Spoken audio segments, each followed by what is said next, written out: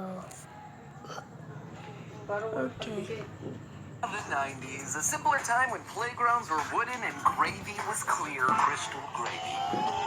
You've never seen a gravy like this. In all seriousness, the gravy wasn't clear, but the Pepsi was. As part of a consumer push for healthier products, the clear craze took off in a big way. Clear soap, clear Game Boys, and of course, clear Pepsi. Crystal Pepsi, to be exact. A soda that looked pure like water. A product that would go down in history as one of the most famous failed products of all time. Down there right at the bottom alongside Virtual Boy and Google Glass. But was it actually Pepsi's fault? See, there's a sinister tale behind the disappearance of this clear soda. A story of intentional sabotage by Coca-Cola. A kamikaze mission designed to assassinate the biggest competitor. It's a story that sounds too crazy to make up. That's why we don't see anymore.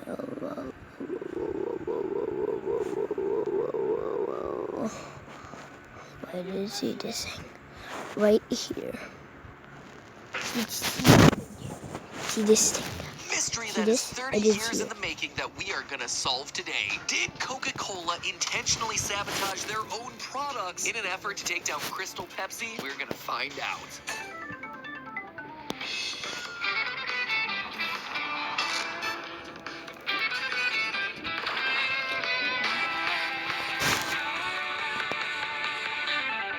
Hello, Internet. Welcome to Food Theory, the show that's less than 2 years old, but still fondly remembers the 90s. Based on the demographics watching the channel, I'm the only one so old. Also, based on those same demographics, more of you should probably subscribe to the channel, since less than half of you watching right now have. Just saying, our content goes down smoother than crystal clear gravy. Anyway, I know what you're probably thinking. An episode dedicated to Crystal Pepsi in the year 2022 seems completely random. Totally out of touch, but honestly, it's not. Earlier this year, Pepsi re-released a special edition of their iconic failure to celebrate its 30-year anniversary. 300 lucky people won a six-pack of this iconic failed cola. Regardless of the taste, though, the whole thing got me curious about the history of Crystal Pepsi. Like, what went wrong exactly? Were people just not interested in a clear soda, or was something else going on? Well, upon doing the research, I very quickly stumbled across an onslaught of viral headlines, Reddit posts, and Twitter threads all about how Coca-Cola had gone on a suicide mission to try and take down Crystal Pepsi. No joke, as the story goes, they set up one of their signature sodas tab to get an intentionally bad-tasting clear rebrand in order to taint the public perception of all clear beverages from that point forward, taking down not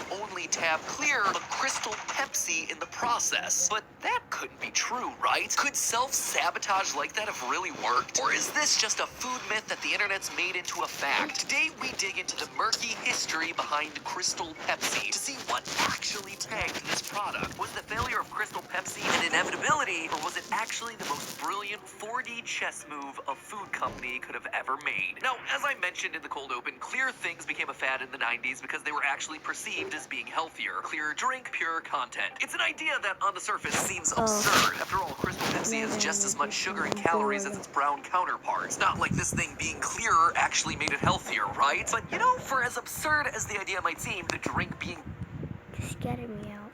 I just want to play. Who likes to play Roblox? No? This is always the loading screen for Roblox, guys. Why is this like always?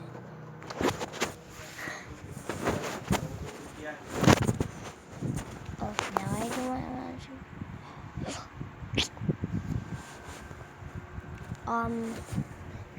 Okay, let's do the reactions. Being clear so it must be more pure is actually kind of true in Crystal Pepsi's case. This is basically what Pepsi looks like when you don't add food coloring. The brown that we all associate with cola drinks, it's not the actual color. Look at the ingredients for Pepsi and you'll see that it includes caramel color. Ditto for Coca-Cola. And those chemicals aren't always harmless. Previously, Coke and Pepsi got their color from a chemical called 4-methyl-limidazole, which is, as of 2011, considered to be a carcinogen by the state of California. Since nothing is going to kill your cells worse than warning, this is known to cause cancer in the state of California, they decided to change the formula. So yeah, Crystal Pepsi with its lack of food dyes actually had fewer additives and was in fact a pure, healthier product. At least as healthy as a beverage can be when it's still packed with 69 grams of sugar. Nice. And they weren't the only ones to chase the clear trend either. Coors joined the clear drink fad with Zima, a clear beer that achieved the transparent look by running it through a charcoal filter. Unfortunately, the process that removed the color also removed most of the flavor. As culture writer Chuck Klosterman put it, Zima was, quote, the opposite of an acquired taste. Not to be outdone, Miller brought the world Miller Clear Beer, which, unsurprisingly, also wound up to be a big flop. But while the world clearly wasn't ready for clear, tasteless beer, they eagerly seemed to lap up Crystal Pepsi. Pepsi invested $40 million in marketing, introducing the world to the clear cola in the iconic Super Bowl ad featuring Van Halen, which might just be the most 90s thing that you watch all week. But apparently that big marketing push paid off. Crystal Pepsi immediately captured 1% of the soft drink market, which, according to the publisher of Beverage Digest, was the equivalent of $474 million in retail sales. Not too shabby for a brand new drink. What? So where did it go wrong? If sales were so strong, why would it disappear a year later? Enter Coke. The ascent of Crystal Pepsi spelled bad news for Coca-Cola. They were basically left with two options, neither of which were particularly good. They could either ignore the clear drink trend and let Crystal Pepsi dominate the newly created market for clear cola,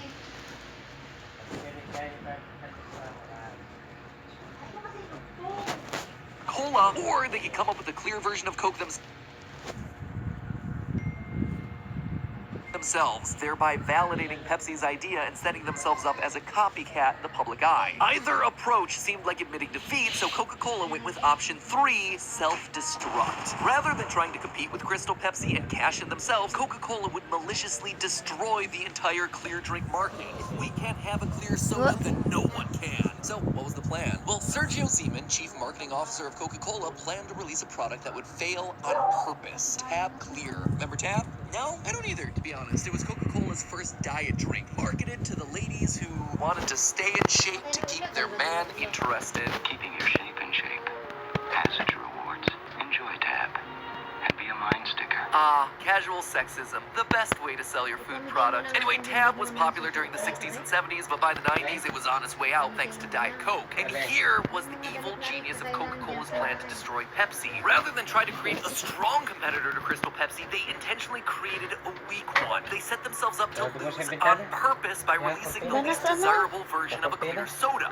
Why would they do such a thing? Well, when Coca-Cola released Tab Clear, grocery stores did the logical thing and placed it right next to Crystal Pepsi. And as a result, Crystal Pepsi became associated with Tab Clear in the eye of the public. Something that, according to Sergio Zeman, was intentional. Saying Crystal Pepsi was a mainstream drink. All disagreed. Hi guys. Coca-Cola said